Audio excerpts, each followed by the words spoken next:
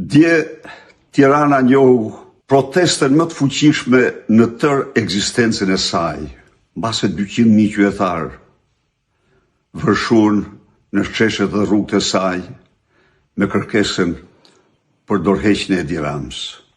Por, siç ka faktur historia, diktatorët të vërbuar nga pushteti nuk ndigjojnë të tjerët, nuk njohin realitetin dhe sfundi nuk marrin ndonjëherë vendimet drejta. Ai sot, në monologun e tij, u rrek përsëri të fajsoj protestën për turizmin, madje solli edhe shembuj të agjensive që protestojnë.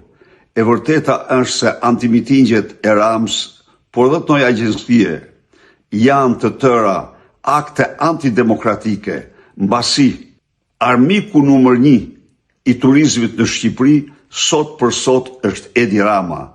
I jep dorëheqjen që të vinë turistët me qenë se ti e shtroven çështje kryesore. U ndal gjerësisht në mendësinë e tij të vjetër komuniste për fashistët dhe thirrjet fashiste të protestuesve. Edi Rama me këto nuk mund të mashtrosh njeri.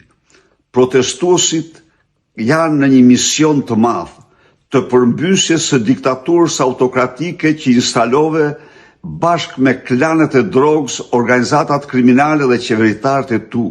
Ndaj dhe ka vetëm një rrugë, i jep dorëheqjen në mënyrë që kjo verë të shndrohet në verën e fitores demokracisë, fitores shqiptarëve.